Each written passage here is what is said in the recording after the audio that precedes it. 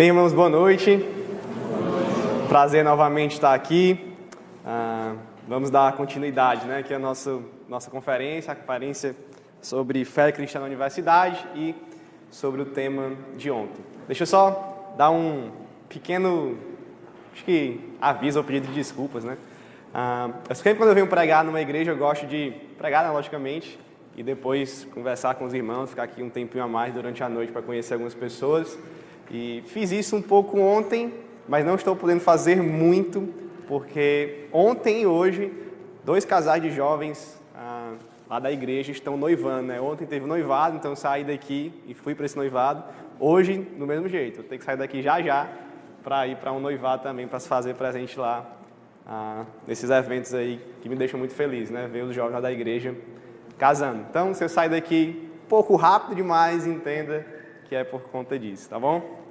Então, dito isso, nesse aviso, vamos lá para o nosso dar continuidade aqui. Deixa eu ver se vai dar certo aí os slides, né? Se você tiver que ajeitar alguma coisa, me diz aí. Ontem, então, eu falei sobre o cativeiro dos idólatras. Mostrei lá, tá aí, né? Deixa eu mostrar para vocês. Deixa eu voltar aqui. Pronto. Então, ontem eu trouxe esse título, né?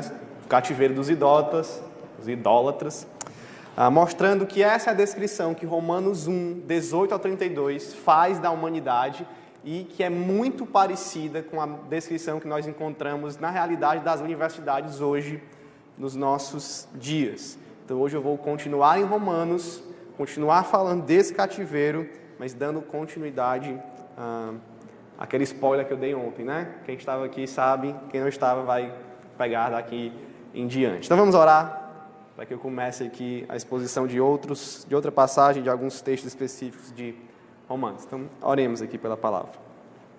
Senhor nosso Deus, estamos na Tua presença, no culto, e pedimos que agora o Senhor possa falar conosco por meio da Tua palavra, Senhor. Teu Espírito haja nesse local, nas nossas mentes, nos corações, para que saiamos daqui transformados pela Tua verdade. Que o Senhor renove as nossas mentes, que o Senhor chame a nossa vida a ser uma oferta de sacrifício, como nós cantamos aqui, santo, puro, agradável, vivo a Ti, Senhor.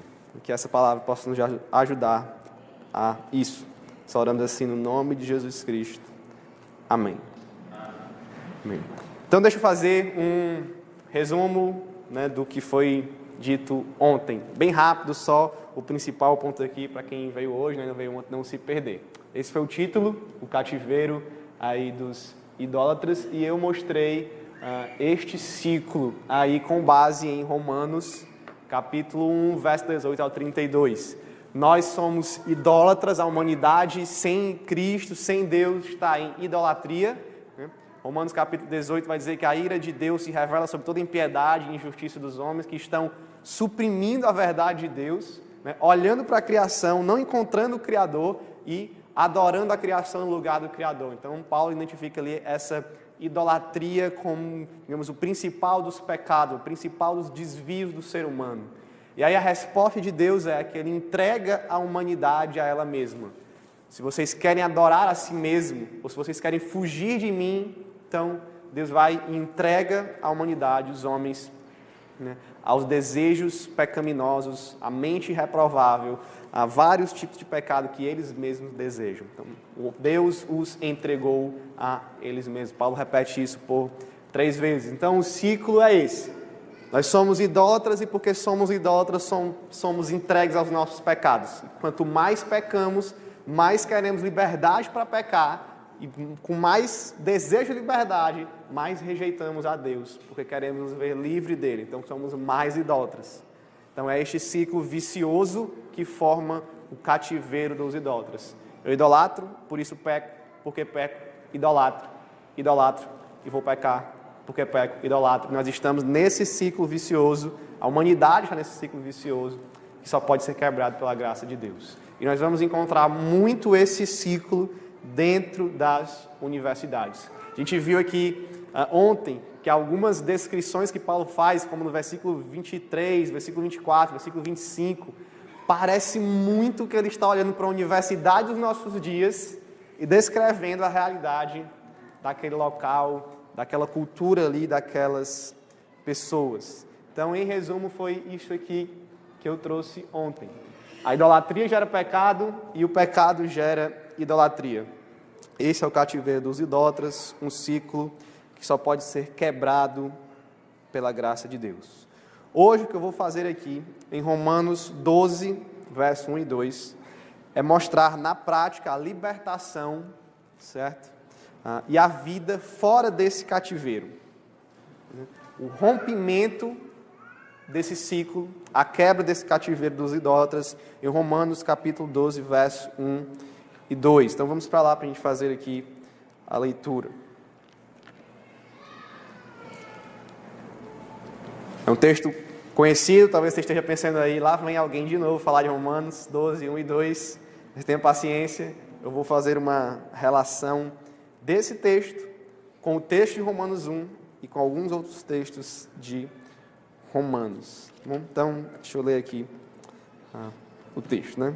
Verso 1 e 2. Portanto, irmãos, exorto-vos pelas misericórdias de Deus, que apresentei o vosso corpo como sacrifício vivo, santo e agradável a Deus, que é o vosso culto racional.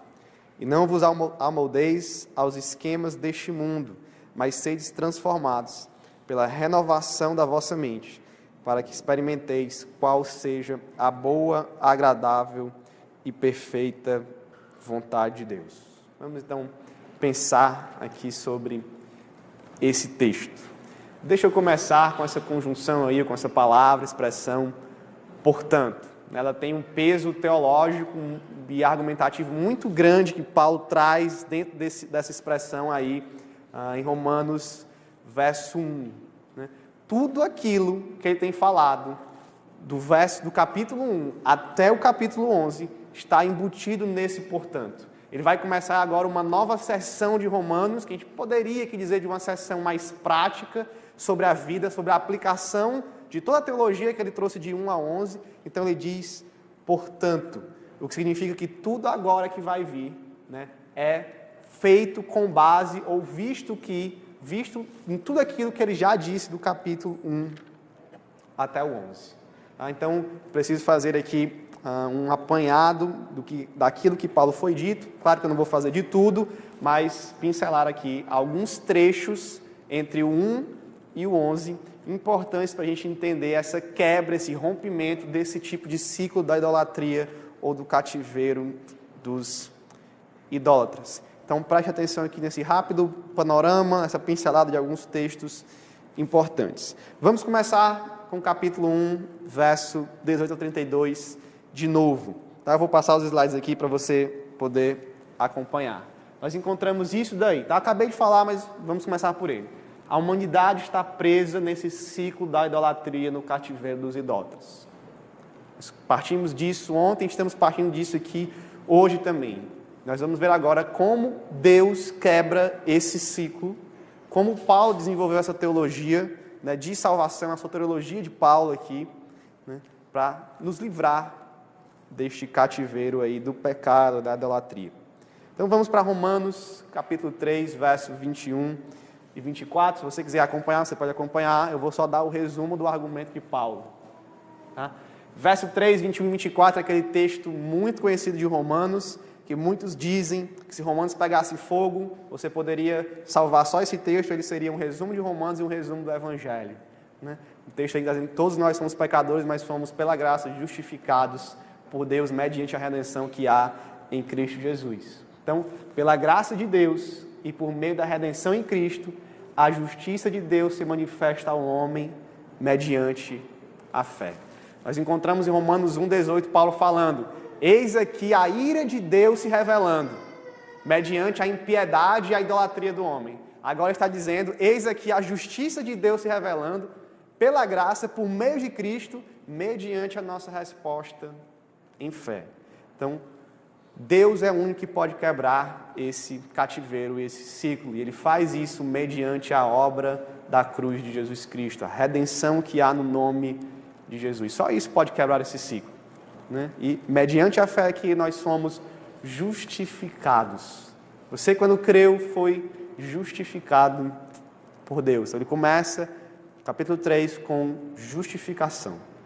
Vamos pular para Romanos 6 agora. Eu estou dando saltos grandes, né, porque eu quero resumir. Mas vamos lá, Romanos 6, verso do 1 ao 11. No capítulo 5, no final do capítulo 5, tem aquele texto muito conhecido também, onde Paulo vai dizer, onde abundou um pecado, superabundou a graça. E aí ele começa com uma pergunta, né? Então, será que nós vamos continuar pecando para que a graça abunde ainda mais? De jeito nenhum. E aí ele entra aqui nesse texto de 1 a 11, e no 11 ele diz aí o seguinte: considerem-se mortos para o pecado, mas vivos para Deus em Cristo Jesus. Então o argumento de Paulo é esse daí: fomos batizados em Cristo, o que significa que morremos para o pecado e vivemos agora para uma nova vida. Então, nós tínhamos aquela vida descrita em Romanos 1,18, idolatria e pecado. Fomos justificados por Deus em Romanos 3, Romanos 4, Romanos 5, fala de justificação. E em Romanos 6, Paulo vem e nos dá uma nova identidade. Nós somos unidos a Jesus Cristo, batizados com Ele na sua morte e na sua ressurreição. Morremos para o pecado, ressuscitamos para novidade de vida em Cristo Jesus. Então, ele diz aí, olha, aquela mente condenável, aquela mente reprovável, de Romanos 1, 28, agora é uma mente que deve se considerar morta para o pecado e viva para Deus em Jesus Cristo. Percebam que está havendo uma mudança aí de identidade, uma transformação na pessoa. Vamos agora para Romanos 8, verso 9 ao 14. Coloque seus olhos aí sobre ele. Romanos 8, 9 ao 14. O argumento de Paulo é este aqui. Nós somos habitados e guiados pelo Espírito Santo de Deus, que nos tirou do cativeiro da carne. Então, preste atenção nesse panorama. Estávamos no cativeiro, guiados pela idolatria, entregues aos nossos próprios pecados, guiados pelo próprio coração pecaminoso, né, enganoso do homem, por aquele desejo dominado, né, como o pastor que falou do seu livro ontem, pelo pecado. Né, e agora nós somos justificados, nós temos uma nova identidade e não estamos mais entregues a nós mesmos, mas entregues ao Espírito Santo de Deus. Somos habitados e guiados não pelo nosso coração, mas pelo Espírito. Paulo vem traçando uma transformação de pessoa, de coração, de mente, pelos atos salvadores de Deus. Deus rompendo aquele cativeiro por nós. Então, nós somos justificados, batizados com Cristo e habitados pelo Espírito Santo de Deus. Portanto, tudo aquilo que vem do capítulo 12 ao 15 está baseado nesses atos aqui do Senhor. Ele nos justificou pela graça de Deus, nos uniu a Jesus Cristo na sua morte e na ressurreição e nos encheu, nos habitou com o seu Santo Espírito. Essa é a condição, irmãos, para que nós sejamos cristãos. É a descrição de um cristão. E é a descrição de um cristão na universidade. Se você quer ir para a universidade como um cristão, se você não quer perder a sua fé na universidade, é nisso aqui que você precisa estar baseado. Eu fui justificado, eu fui batizado na morte e na ressurreição de Jesus Cristo, unido a Ele, e eu sou habitado pelo Espírito Santo de Deus. Não há universidade no mundo, por pior que ela seja, que vai tirar a sua fé se você tiver essa identidade. Nenhuma universidade vai nos separar de Cristo. É o que Deus está escrevendo, né, por meio de Paulo em Romanos 8, quando ele vai dizer, nada nesse mundo, nada, nem altura, nem profundidade, nem anjo, nem potestade nenhuma, pode nos afastar do amor de Deus que está em Cristo Jesus, nosso Senhor. Então, nenhuma ideologia, nenhuma ideia, nenhuma teoria, nenhum professor, nenhuma tentação vai nos afastar da fé, se nós tivermos essa identidade aqui. E Paulo vai partir dela em Romanos 12, verso 1 e verso 2. Então vamos lá para o texto de Romanos 12, 1 e 2. Eu quero que você perceba de início nesse texto a relação que ele tem com capítulo 1 que nós trabalhamos ontem. Então, visualize isso comigo, tá? Vou fazer em duas partes. Verso 1 primeiro, depois verso 2. Verso 1 do capítulo 12, Paulo está escrevendo sobre o culto racional. né? Ele diz aí, irmãos, exorto pelas compaixões de Deus, que apresentei o vosso corpo como sacrifício vivo, santo e agradável a Deus, que é o vosso culto racional. Agora se lembre da realidade que Paulo descreveu em Romanos 1, verso 25. Lá ele diz o seguinte: pois substituíram a verdade de Deus pela mentira e adoraram e serviram a criatura em lugar do Criador. Que ele está falando de uma adoração, de um culto idólatra, da criação no lugar do Criador. Vá para Romanos, agora 12, 1, ele está dizendo que agora nós temos um culto racional a Deus, vivo, santo e agradável a Deus. Há esse link aqui, há essa transformação. Verso 2, nós temos outro paralelo importante. Ele vai falar agora de uma renovação da mente. Texto conhecido aqui da metanoia, né, da palavra aqui. Vocês renovem a sua mente, não se amoldem aos padrões desse mundo, mas sejam transformados pela renovação da mente. Volte para Romanos 1 e perceba a realidade lá que ele descreve no verso 28. Ele diz o seguinte: vocês foram entregues pelo próprio Deus a uma mentalidade reprovável, ou uma mentalidade condenável, para praticar todos esses tipos de injustiça aqui. Aí ele dá uma lista de vários pecados, porque a nossa mente era condenável.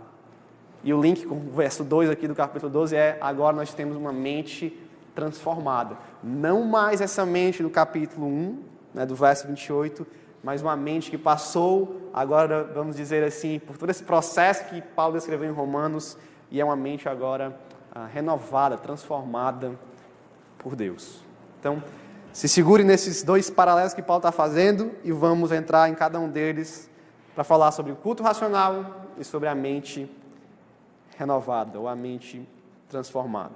Estamos lá para o versículo 1. Paulo começa o seu capítulo 12 dizendo: portanto, irmãos, exorto-vos pelas misericórdias de Deus. Tem expressões e palavras aqui importantes. Em primeiro lugar, esse é aquele pedido / ordem de alguém, né? Ele não está simplesmente aconselhando ou pedindo, ele está exortando a igreja. Ele está dando aquele direcionamento como ordem, né? Como o seu pai faz, às vezes o pastor faz, ele pede alguma coisa, mas ele está, na verdade, ordenando que você faça. Então, Paulo está aqui exortando, encorajando, direcionando os irmãos a alguma coisa. Então, é aquele direcionamento de Paulo: façam isso. E ele diz que essa exortação, esse direcionamento, é com base nas misericórdias de Deus. Eu já tenho falado sobre isso aqui durante esse tempo.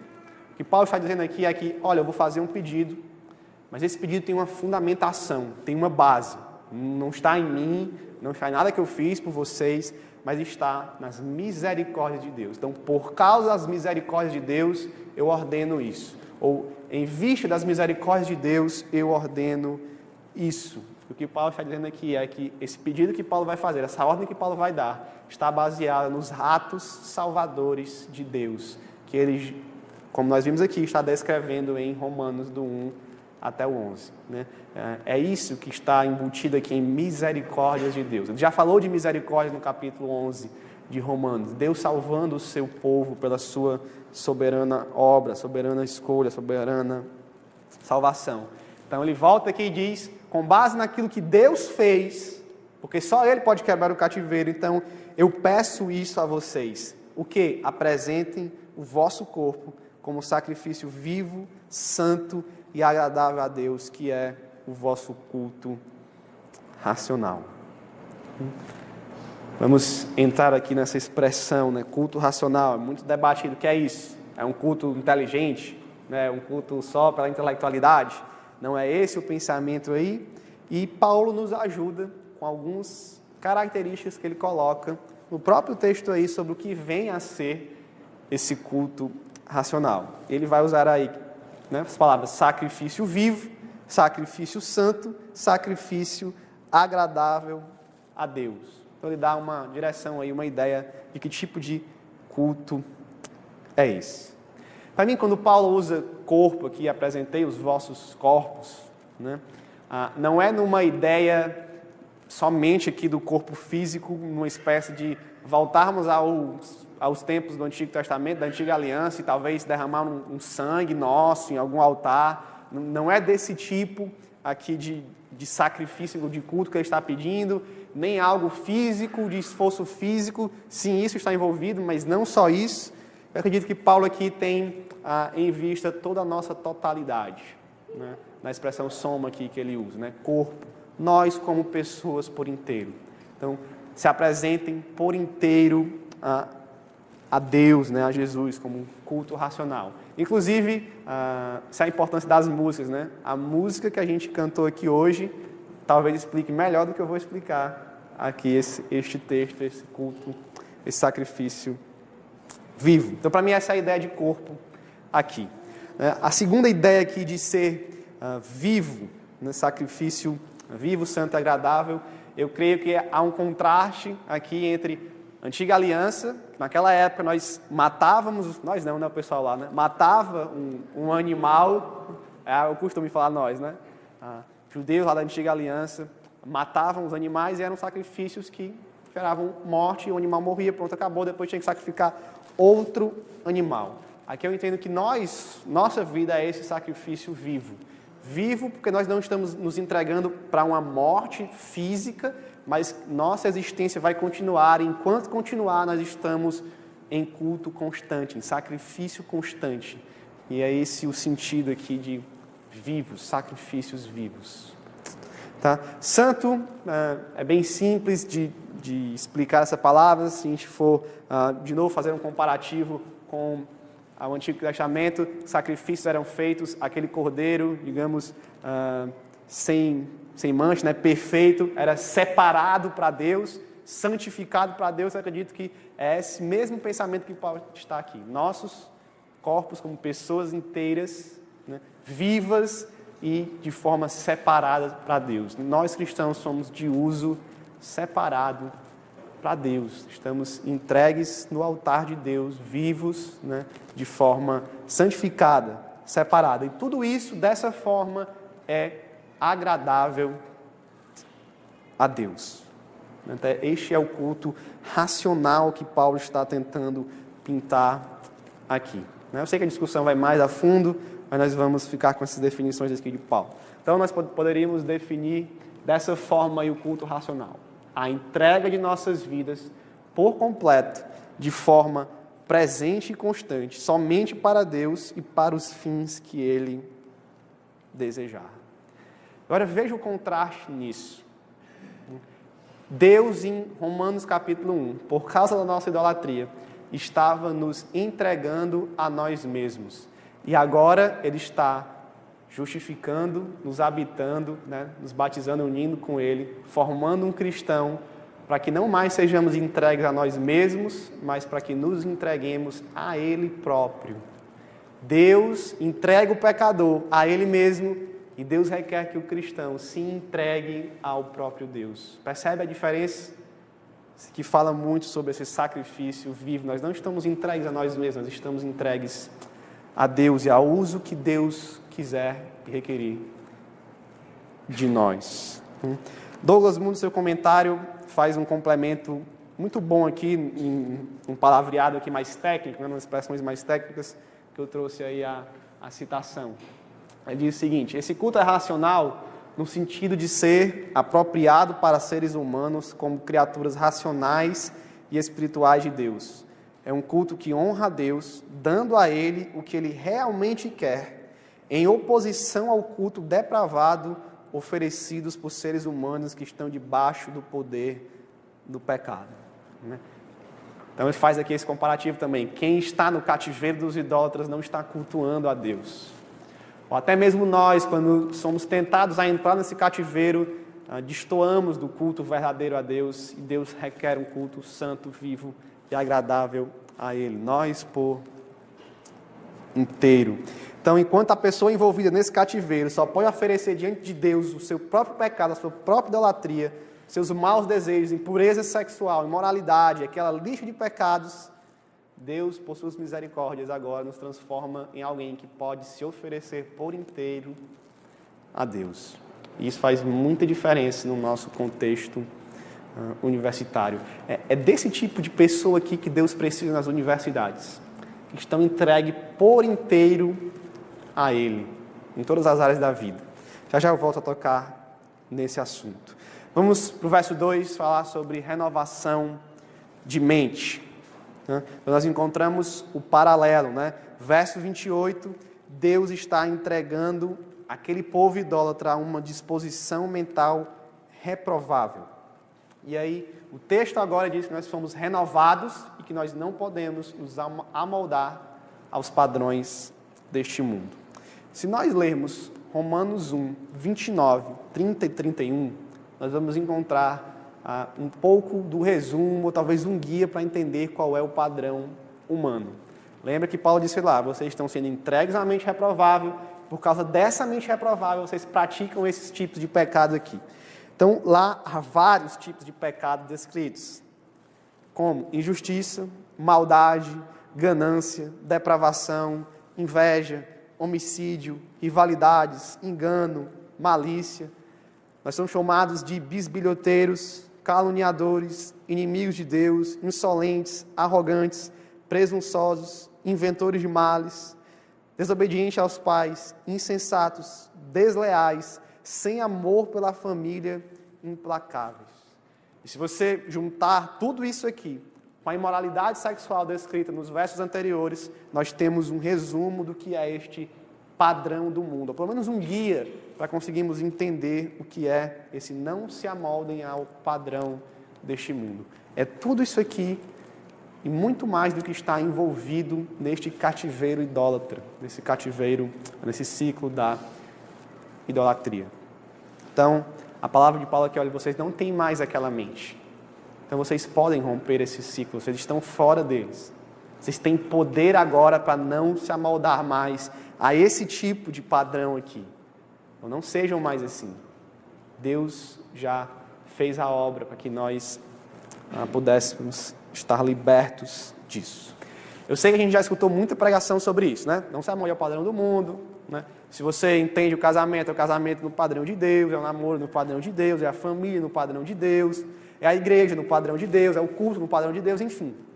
Mas eu quero entrar aqui num assunto mais da área da universidade, das nossas vidas públicas, né? Seja estudando, trabalhando ou fazendo algumas outras coisas. Qual é um grande problema que existe em muitas mentes cristãs? Talvez um pouco nas nossas, hoje. É o de nós fazermos aquele dualismo muito exagerado entre o que é sagrado e o que é secular. Entre aquilo que é da esfera privada do cristão, que não deve ser manifestado em lugar nenhum, daquilo que é da esfera pública e que nós temos que nos comportar publicamente diferente do modo como nós nos comportamos como cristãos. Então, nós fazemos esse tipo de dualismo, né?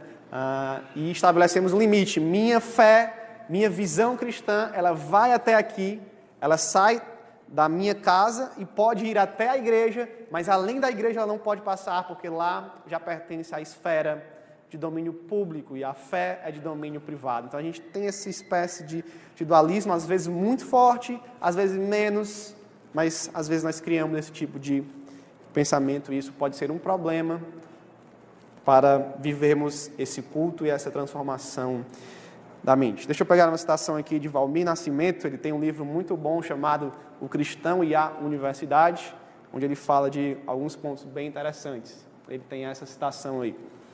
De acordo com essa crença dualista, o primeiro compartimento seria para expressar a religião, o aspecto espiritual, privado, sagrado. E o outro para viver a vida real, o aspecto intelectual, público, secular. Nessa visão dicotômica, o mundo da religião deve preocupar-se somente com coisas espirituais, tais como salvação e santidade, e pouco se importar com questões intelectuais. Afinal, seria assunto da esfera da razão. Então, muitas vezes, infelizmente, nós fazemos esse tipo de dicotomia, né? Essas aqui são as coisas seculares, essas aqui são as coisas sagradas. E o que isso causa na prática? Bem simples. As coisas sagradas, eu vou viver de modo sagrado. As coisas seculares, eu vou viver de modo secular. Nós não somos muito treinados. Eu espero que a realidade aqui seja diferente. Talvez seja, né? Por conhecer algumas pessoas aqui. Né? Mas nós ainda sofremos muito essa tentação em todos os lugares de não pensarmos como a visão cristã se aplica a todas as áreas da vida. E aí fica difícil ter a mente transformada em todas as áreas e oferecer culto racional em todas as áreas, em todos os momentos. Então, pense na universidade, por exemplo. Lá talvez seja o exemplo mais prático, mais visível sobre isso. É a esfera da intelectualidade. E nós costumamos fazer aqui a separação entre intelectualidade e espiritualidade. Então, se eu sou um cristão aqui no meu ambiente privado, da minha família, da minha igreja. Ao ir à universidade, por exemplo, ao fazer direito, eu não penso como um cristão, mas eu penso como o padrão do direito humano e mundano me ensina a pensar.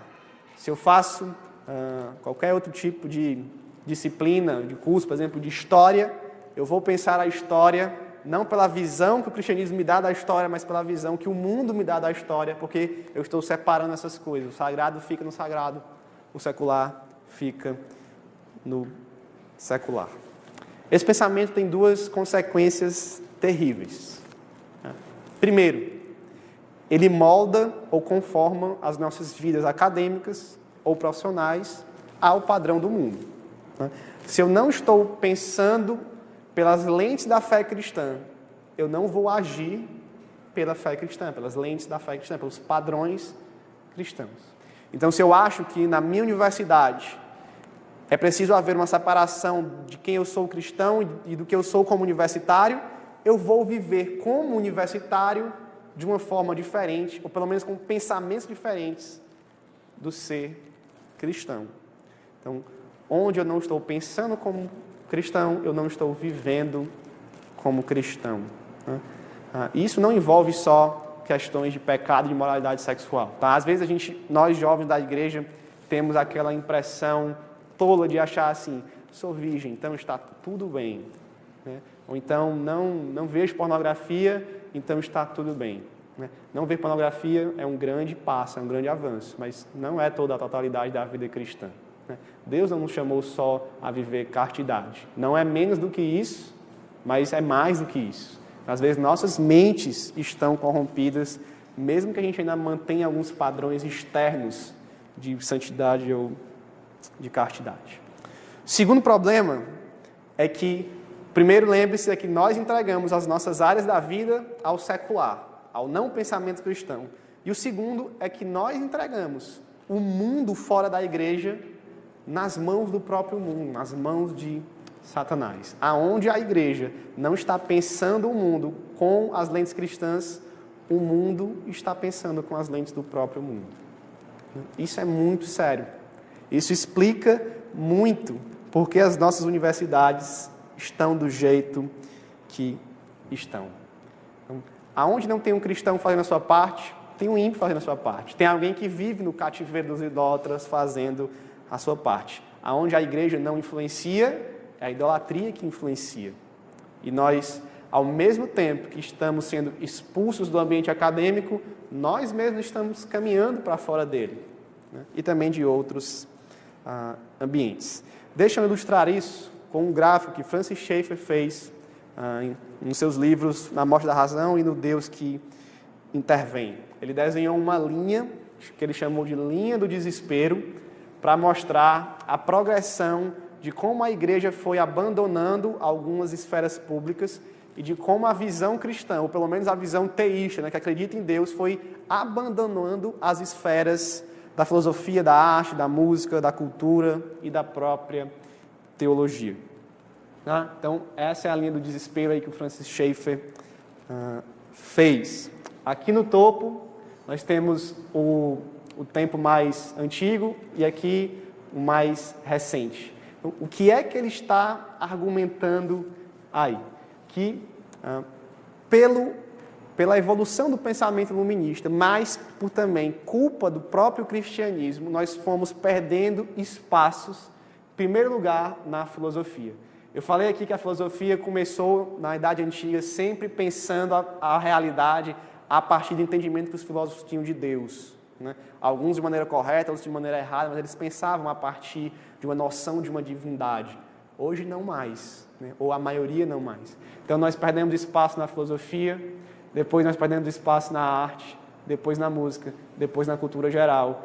E você pode se espantar, mas principalmente hoje em dia nós temos perdido espaço até na teologia. Por que grandes seminários, como Princeton, por exemplo, que foi fundado por Jonathan Edwards, um grande seminário da antiguidade, né? Na antiguidade não, no tempo de Jonathan Edwards, né? Hoje é um seminário liberal, porque o pessoal, os cristãos foram perdendo esse interesse pelas esferas de intelectualidade. E onde nós não estamos interessados, o mundo está interessado. Se o cristão não faz teologia acadêmica, o idólatra faz teologia acadêmica. O cara preso no cativeiro faz teologia acadêmica e vai fazer uma teologia idólatra, vai fazer uma teologia antropocêntrica, vai fazer uma teologia humanista, liberal, quando nós deveríamos estar fazendo teologia acadêmica.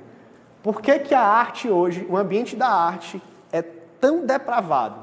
Por que a gente não encontra nenhum artista cristão fazendo diferença a nível nacional, seja na música, seja na pintura, seja em alguma coisa desse tipo?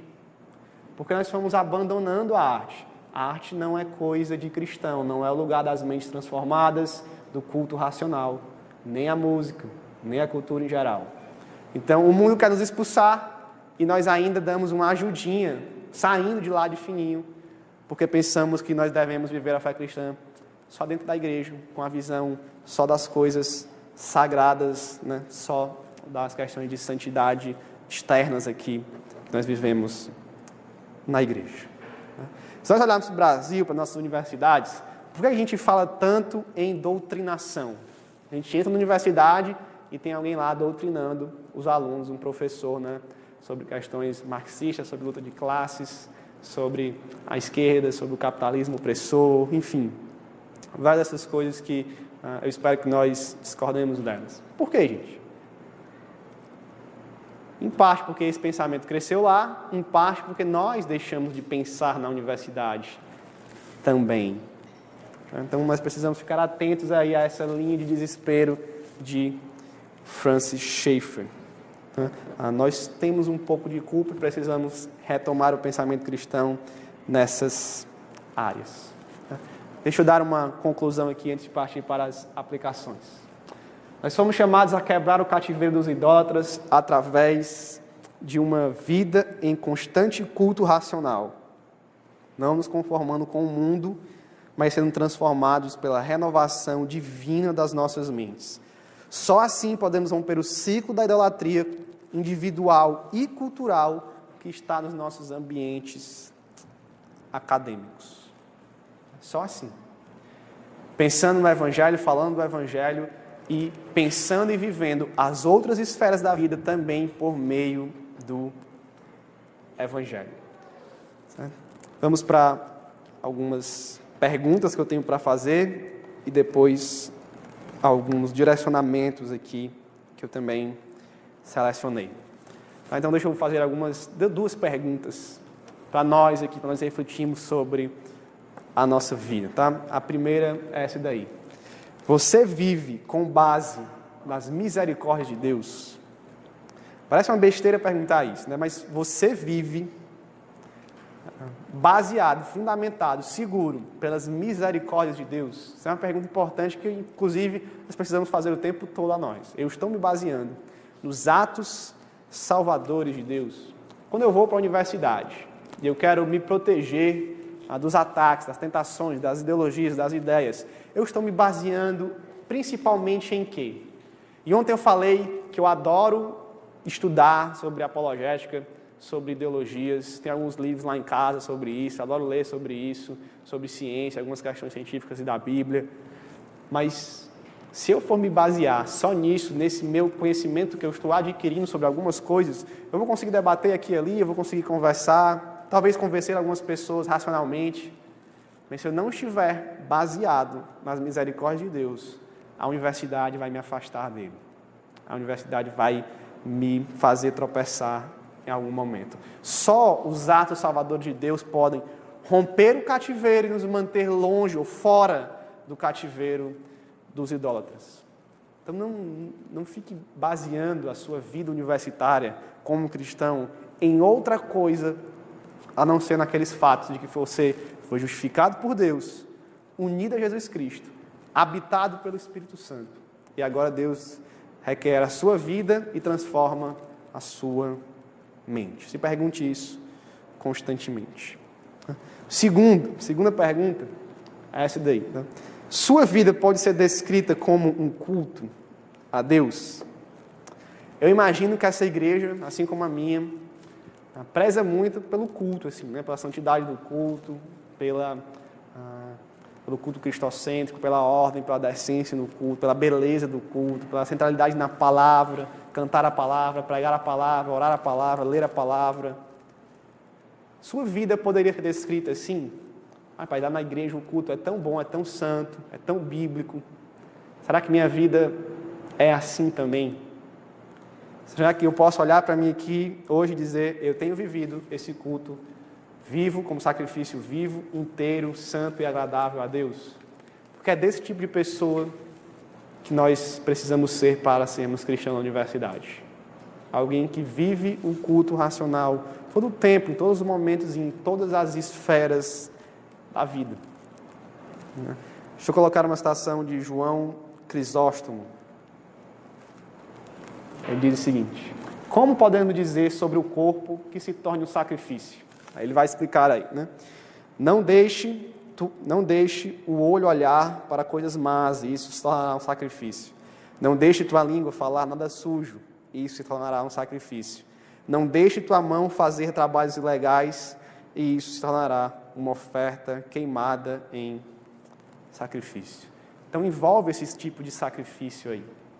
Colocar os teus olhos em coisas corretas, falar aquilo que deve ser falado por um cristão, fazer os trabalhos que devem ser feitos por um cristão, e evitar aqueles que nós não devemos fazer, olhar e dizer.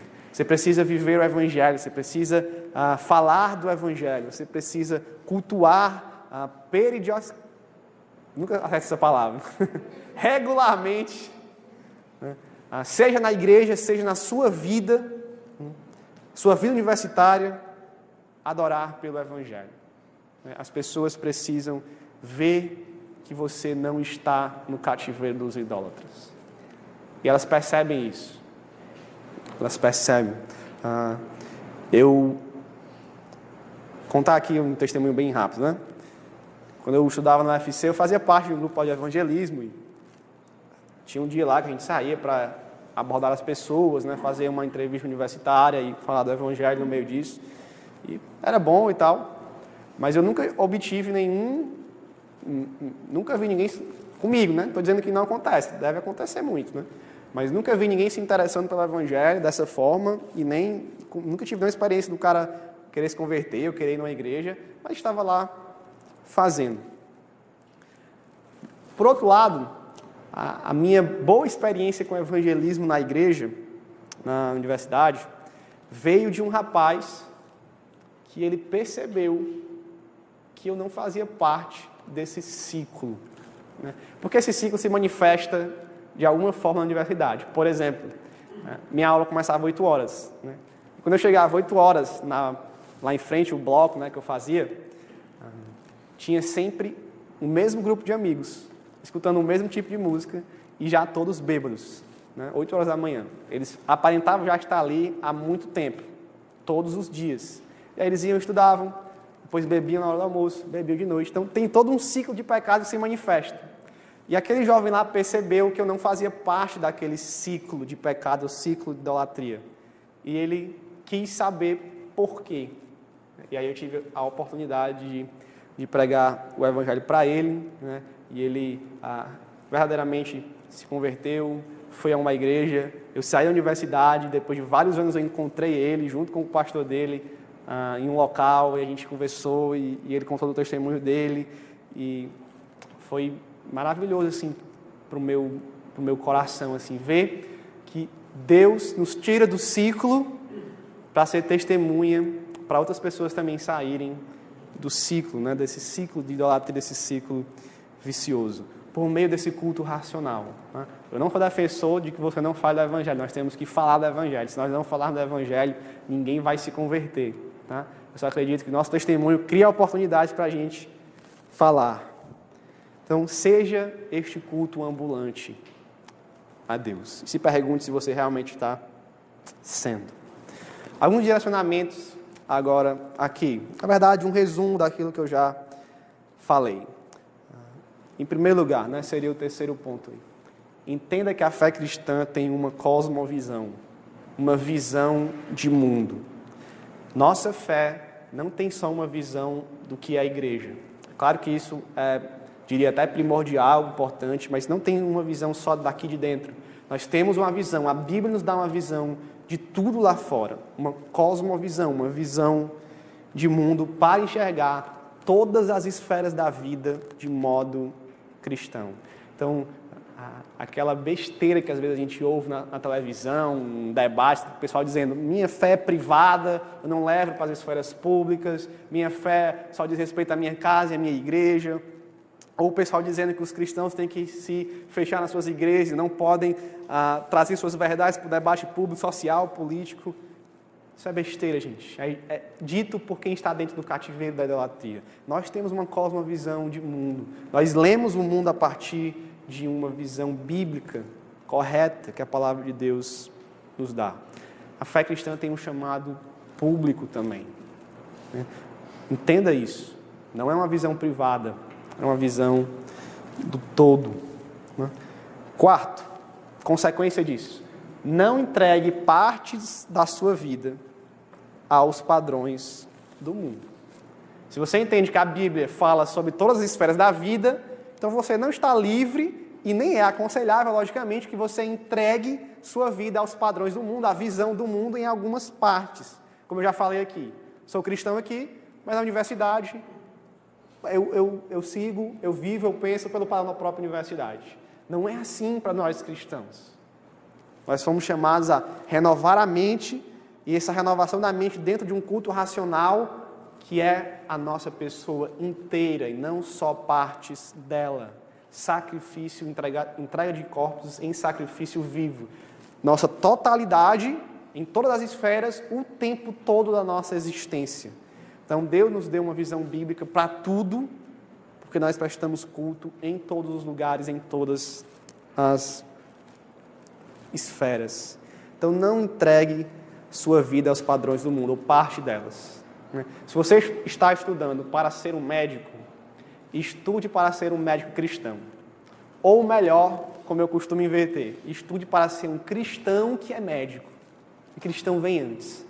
Se você é um professor de história, estude para ir além de um professor de história cristão, para ser um cristão que é professor de história, para que você leia a história pelas lentes do cristianismo e não pelas lentes que os professores, muitas vezes marxistas, estão impondo sobre você. Quinto ponto, para a gente resumir aquilo que eu estava falando, é não entregue as esferas públicas da vida, como a universidade, ao mundo e ao diabo.